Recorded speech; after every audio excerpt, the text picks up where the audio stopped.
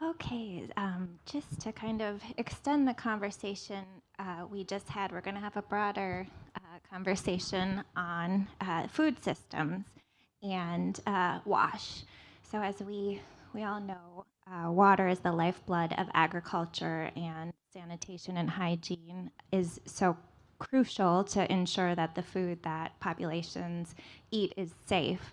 So we're going to have a panel of experts that will discuss kind of the best practices and challenges ensuring sustainable water and sustainable sanitation services. So I'd like to welcome to the stage Erin Sundsmo, who is Associate Vice President of Agriculture, Resilience, and Water at Winrock International. And then I'd also like to welcome Ahmad Shuka, who is Program Manager for Livelihood and Environmental Actions for Development at Mercy Corps. And if Dr. Inga Jacobs-Mata could please come to the stage. She is the regional representative for Southern Africa at the International Water Management Institute. Welcome. And finally, Aparna Shrivastava, who is Deputy Chief Climate Officer at the United States International Development Finance Corporation. Okay, she'll be joining us. Thank you all for joining us for this conversation. So, Dr. Inga, I'd like to start with you, please. Southern Africa is one of the regions of the world that's experiencing drying and extreme weather as climate change progresses. Can you talk a bit about how this is impacting food systems? Yeah, sure. Thank you so much, and thank you for having me here. It's great to be in New York. Eastern Southern Africa, I think the previous speaker also put it well. It's a climate hotspot. Growing severity of floods and droughts, increasing frequency of floods and droughts. But the way I like to put it, it's also a research for development hotspot. So you have lots of research, development organizations, local partners, research organizations that have been there for, decades doing really good work. So there's no sort of shortage of innovation. It's just about how we are scaling this in a coordinated and in an inclusive manner. But what we see is these climate impacts. We feel the impact, of course, in livelihoods, on farms, but right through value chains to businesses, especially agri-businesses. And so really helping. How do we support small businesses like agri-businesses to really become resilient? Is quite key. So we see, multiple impacts from the farm to the fork. And Erin, your work at Winrock involves working with smallholder farmers and communities. Can you explain to us what Winrock is, and what are some of the more effective strategies you've discovered in your work to ensure adequate water for food production? Sure. Thanks so much, Sara. And it's a pleasure to be up here with Dr. Inga, continuing also the conversation with Michael, thinking about East and Southern Africa forefront as well, and commenting. I've just relocated back to the U.S. after 4 years in Zimbabwe, and trying to build resilience and sustainable access to water for agricultural communities in dryland areas. Seeing the impacts of the drought on those communities affects every aspect of life, from, of course, the agricultural production, livestock, even energy production in the country with so much hydropower driven by water, the tasks of household duties that now take so much longer to fetch water for cooking, for cleaning. It really dominates life in rural areas, and such we need systemic solutions. And so one of the ways that we've tried to tackle this is really taking a systemic bottom-up approach to sustainable access to agricultural, to water needs, which is consulting with communities initially, understanding the different water usages, and not just of the farmer, understanding our women and girls, understanding the different uses from livestock to household use to energy and commercial consumption. We need holistic solutions. And so working with water user associations, working with municipal governments to put policies in place that identify and address the needs of those diverse populations. And of course, as we know, having policies isn't enough. How do we enforce, implement? How do we monitor whether those are happening in those user fees that are generated? And so a lot of the work at Winrock that is done in this space is strengthening those water resource management structures.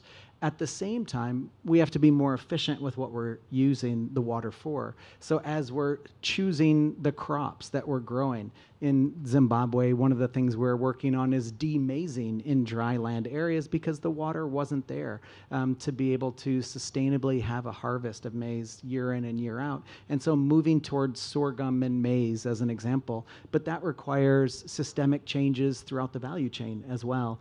And so how do we take those different approaches, increasing our efficiency of our water technology and storage, as well as incorporating the other needs and usages. So it really takes that systemic response for that. Okay, thank you. And welcome, Aparna. So, Ahmad, if you could turn to kind of this conversation around ecological solutions. I know at the UN this week, that's a big part of the conversation is restoring and maintaining kind of the natural systems that serve us all. Yes, for sure. I mean, the ecological integrity of our water resources is essential to protect the human health and to maintain biodiversity. Unfortunately, there are many factors that are threatening the integrity of our water resources, including climate change, pollution, overuse and depletion, and habitat destruction. So to be honest, what we need to do is we need to focus on neutralizing these risks or these threats. That's the first thing that we should do, Sarah. And this can be done by, first of all, showing more commitment in our fight against the climate change. We need to work more on climate change adaptation and climate change mitigation. And we need to make our communities more climate resilient. That's the first thing. We need also to protect our water sources. This is very important, to protect our water sources and to reduce pollution. This also can be done by implementing best management practices in industry and agriculture. So we can reduce the use of chemicals and the overuse of fertilizers. 3, we need also to promote sustainable water use, starting from water conservation to wastewater reuse. Of course, we can do nothing out of these unless we have strict and clear regulations and policies that are respected and enforced. It's very important to enforce these regulations and policies because we have a lot of regulations, a lot of policies worldwide that are not enforced, unfortunately. Thank you. Aparna, so from the climate finance perspective, what's the investment case for mitigation, which might include kind of funding for solar and wind, as opposed to adaptation, which could include projects that focus on WASH? Why would you say WASH investments are a tougher sell?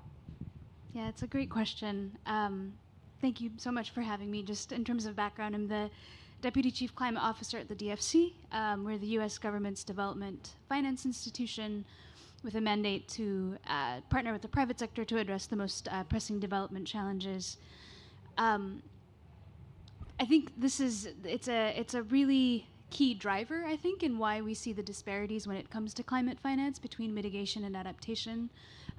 The ability to monetize benefits on the mitigation side of things, whether it's for clean energy to be able to sell that power, or even on energy efficiency in terms of reducing unit costs.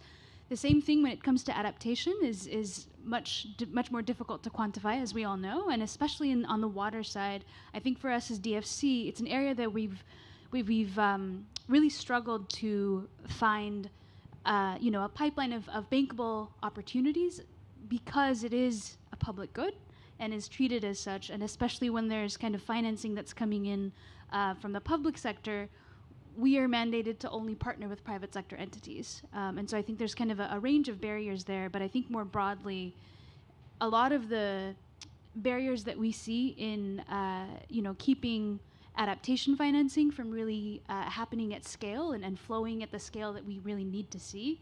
It's one and the same when it comes to the wash space as well. Okay, got it. And Dr. Inga, so a lot of the work that you do focuses on water governance and kind of particularly community-based water governance. Can you talk about the ongoing efforts to recognize the way that people traditionally manage water and turn that into statutory law, water law? Yeah, thanks. So maybe, I forgot to mention, I work for the International Water Management Institute. We're a research for development organization, part of the CGIAR, which is the world's largest agricultural research partnership. So a lot of the work that we do is very much, as you said, in communities, community-based approaches to water management. And in terms of your question, typically in the regions where I come from, so East and Southern Africa, the way water services delivery is usually managed is through big contractors, so huge contracting companies. They come into a rural community. Very little consultation with the community is done, and they will install whatever reticulation system or whatever infrastructure is needed. And the trouble with that is that most of the time communities don't feel a sense of ownership towards it. There's no buy-in, and ultimately they end up vandalizing these boreholes or systems. And what we have been working to do with many partners in the region is to look at how do you turn that around? How do you make put communities first at the center of infrastructure development? How do you work with them for them to identify what the needs are, to sort of finance it or co-finance it themselves, and to maintain that infrastructure? And we find that approach, it's a bit longer, but it is more sustainable, it's cheaper, and ultimately communities they feel that sense of ownership. So that's the first thing. And also the way in which water then is managed, it's multiple use, right? Whereas big contracting companies typically design infrastructure for single use. So that's the first challenge. Then the second issue is then how do you then scale, how do you incentivize this kind of community-based approach, right? It's not good enough just to have a few projects that are, successful in a few communities. What we have to do is we actually have to institutionalize this into local government planning, and that's the difficult thing. So one way in which we do that is we're trying to advocate for including these kind of community-based approaches into statutory water law. So acknowledging these kind of customary ways, more traditional ways of managing water and getting it recognized into water law. And so we call that sort of hybrid water law. And maybe just one thing to end off on that is it also, I guess, stems from the way in which our legal systems have been set up, which is largely through permits or water use licensing. And what we find is that it often criminalizes the most vulnerable, like smallholder farmers, because they can't afford to pay these licenses, permits. I mean, the most seasoned water professional has trouble navigating the bureaucracy of applying for these licenses. And then the state can't enforce when those licenses are not paid. So it's creating these huge backlogs of water licenses that are not paid and no one can enforce it.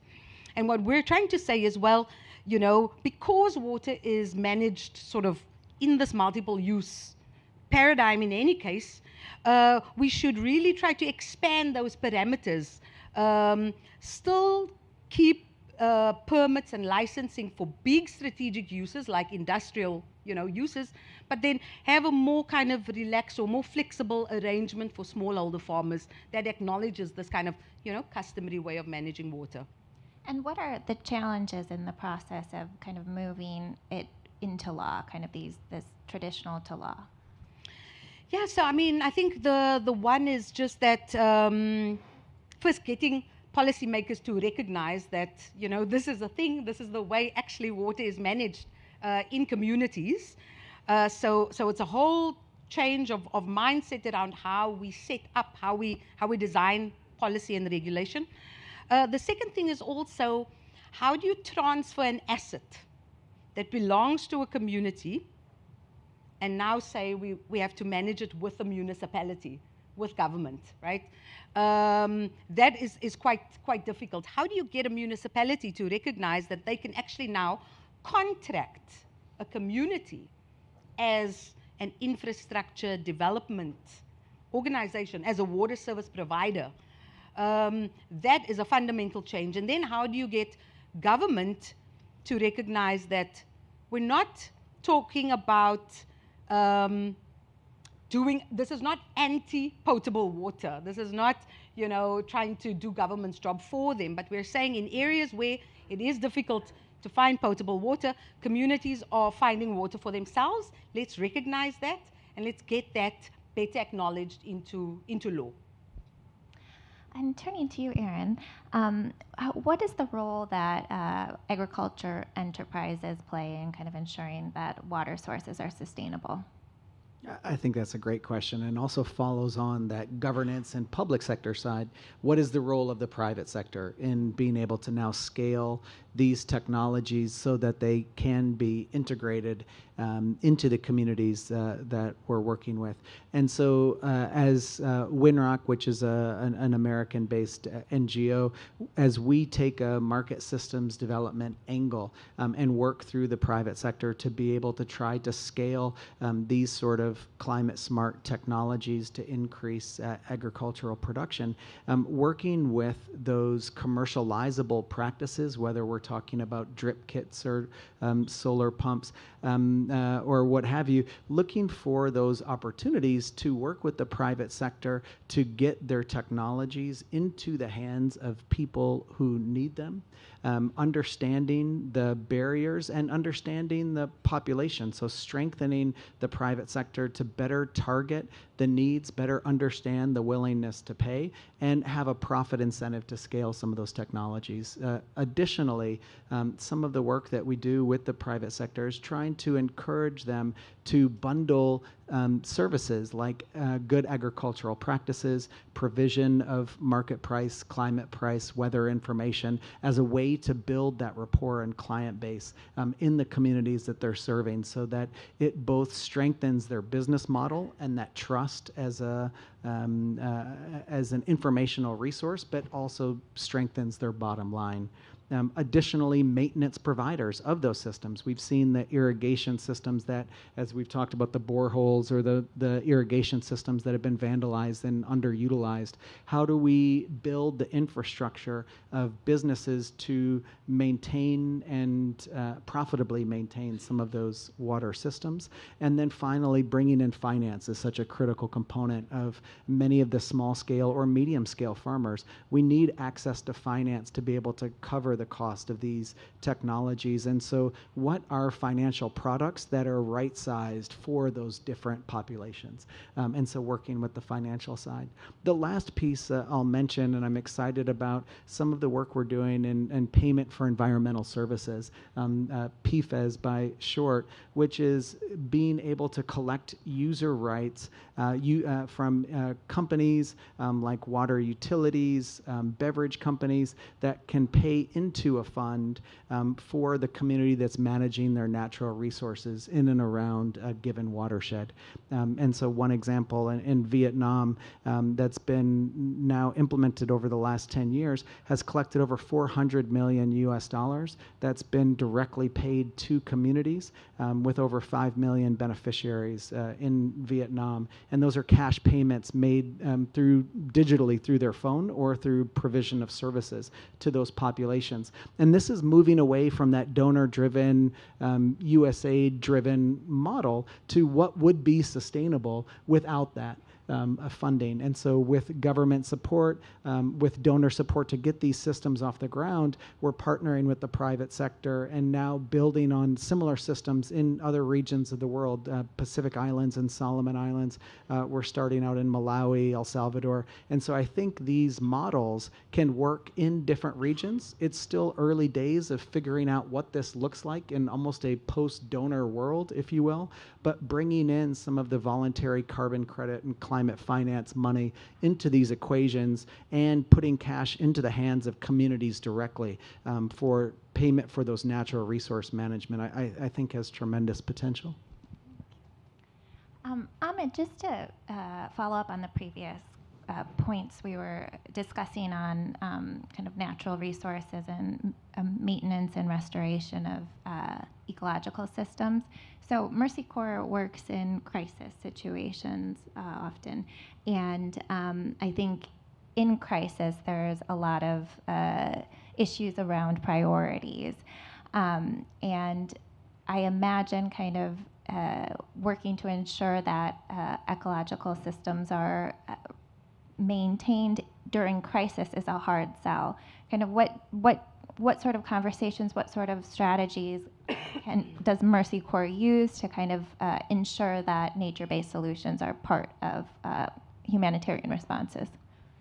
Yeah, like unfortunately, many countries and many people think that water resources management and ecosystem protection are not priorities in crisis situation. However, it's completely the opposite. Specifically and particularly in a crisis situation, the importance of water resources management and ecosystem protection magnifies and becomes more important, as it can directly impact our ability to respond effectively to the crisis. And we can make a lot of arguments here. First of all, in crisis situation, access to safe drinking water becomes more critical, and the risk of water-borne diseases increases. We've seen this in Yemen, we've seen this in Syria because of the wars. So ecosystem protection and the proper water resources management can ensure that our water sources are protected, treated, and distributed safely to those in need, and thereby reducing the risk of waterborne diseases. In addition to that, the importance of water resources management and even ecosystem protection does not only serve in mitigating crises. These things can even prevent some crises, some natural crises like floods and droughts. For example, if we are protecting our ecosystems, if we have proper stormwater management plans and proper water infrastructure, we will be seeing less droughts and less floods in the coming in the future. Another important thing is that ecosystem protection and water resources management, if we doing that properly, can also prevent some kind of water-related conflicts. And we've seen this in Jordan, because in crisis time, access to water can become a source of conflict.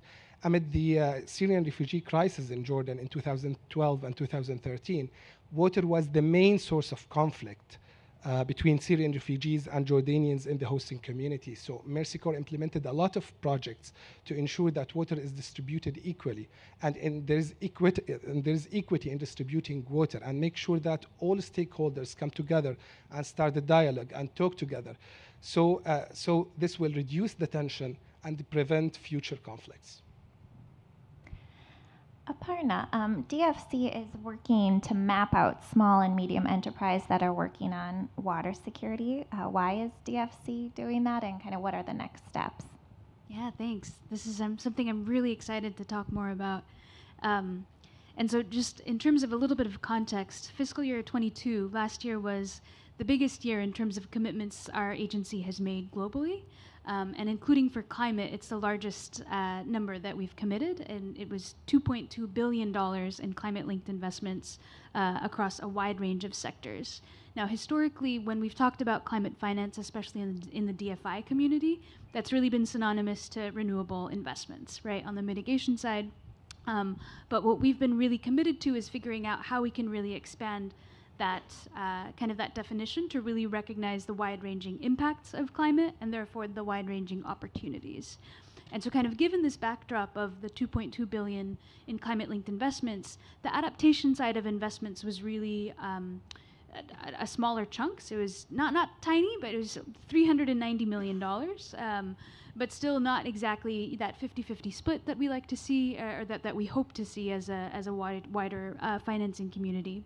So given that backdrop, basically at COP27, we launched a concentrated push to accelerate climate-related financing specifically for adaptation. And through that, what we've really identified is that SMEs, so small and medium enterprises, are really, along with being the lifeblood of most economies at, kind of at a local scale, especially on the adaptation side, when solutions really have to be locally driven and locally led, these businesses are really kind of a really key focus area that we want to be really intentional about how we're kind of figuring out deploying our own support for. And so this window that we've launched is inviting applications from businesses globally, but with a target on 4 priority sectors, including agriculture and food security, water security, nature-based solutions, and health. And the kind of those are by no means kind of exclusive, but really kind of the beginning categories that we have really identified. And water is specifically one of those areas, whether it's really on kind of water access or also the sanitation and hygiene side of things, where we've really recognized that SMEs are critical to being able to reach kind of especially the most vulnerable. When we talk about how adaptation financing is not reaching kind of at the community level where it's really needed in terms of flows, this is a window that we've been really excited to establish. So when you can learn more about that on dfc.gov/climate, it's the very first link at the top.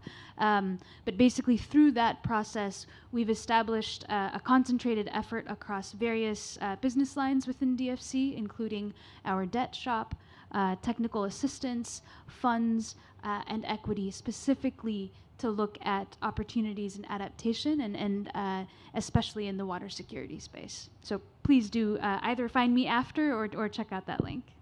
Awesome. And Dr. Inga, just kind of to touch on something you said in your opening remarks, you mentioned kind of this development foundation in Southern Africa, and there's been a lot of innovation that has come out of that. What are some of the innovations that you're most excited about in terms of WASH? Yeah, well, I mean, I think there's many, but I think what is exciting, and maybe it's also linked to Aparna's point around sort of how we support the glue that links the farmer to the market, right? It's the SMEs. It's in the bundling. I think, Erin, you also mentioned it's sort of bundling of innovations and bundling of partners. So what we are seeing now is, partnerships that link solar irrigation with microfinancing and a digital platform that enables, a farmer to both get access to, say, climate information through a digital platform, see all the different pumps provided, but also if they can't afford it, access a microfinance product. So sort of bundling in that way. Others is also a lot being done now around drought-tolerant seeds, seed varieties, but then also looking at sort of how do we also make sure that we couple that with agronomic practices, integrated cropping, right? So it's not just about sort of maize-based systems that we are encouraging, but more diversified agriculture, livestock, legume, aquaculture, agriculture, these types of systems. So I would say, it's not a single innovation. It's really about these kind of bundling for really more sustainable solutions. And Erin, to just follow up on your previous response as well. So you talked about kind of making sure there's the right type of finance for these projects, and then also the profit incentive. Can you expand upon that and kind of how do you make the right conditions? Sure. I think it's, and first of all, I want to say I feel like I'm on the right panel. I've agreed with everything that I feel like we should start an organization and continue to merge all of these ideas because they're so interconnected, of bringing together the finance with the policy, with the disaster humanitarian context. But on the profit side, looking at where we can bring some of those innovative technologies specifically that are commercializable and understand where that's going to have significant impact. And so we go through a number of different analyses from our side, and we have our business experts work with the businesses on the technology to understand what the affordability looks like, what is the financing side, what is the impact on the natural environment in terms of the soil, land, and water management, and run that through a lens to select some of the innovations and the companies that are aligned with the same values that we would have as an organization. And those are the companies that we would try to strengthen and promote that business model to help try to encourage them to reach more geographies, reach more demographics, and something that they'll continue carrying on. What we've seen in some of the development programming on the market system side is there are for-profit companies that even create arms of services that they will provide if a donor funds it. But it's really not part of their core business. And so doing that initial vetting, getting an understanding of the motivations from that private sector partner, and of really aligning those values so that we can achieve those joint objectives, and that will continue on at the end of the project. It's a lot easier said than done, but that's a little bit how we do it. And now I'm wondering if we can just go through all of the speakers and kind of give last thoughts, any points that you wanted to touch on or kind of key takeaways, and we'll start with Aparna. Great. Yeah, I mean, I think when it comes to I think climate finance generally, but also climate action, anything in the WASH space, I think really to address these gaps, we need all hands on deck. We all have a part to play, whether it's on the financing side, policy, disaster risk reduction. There's so many pieces to the pie here, and so I think just seeing the diverse crew of people that you all have brought together is really inspiring. So hopefully we can all kind of keep this up. Great. Dr. Inga? Yeah, maybe building on that, I think for us it's about sort of, just encouraging the whole system approach. So this agri-food system approach. For us, of course, it's about how do we diversify our systems, right? And also build a kind of a food sovereignty in the region through supporting agri-businesses, agri-SMEs. But I think a lot of, Erin, you spoke about it, it's, despite the fact that there's all this funding, it doesn't get to the SMEs. Many of them are not investment ready or investable yet. So it's sort of how do you work with them, providing that technical support, from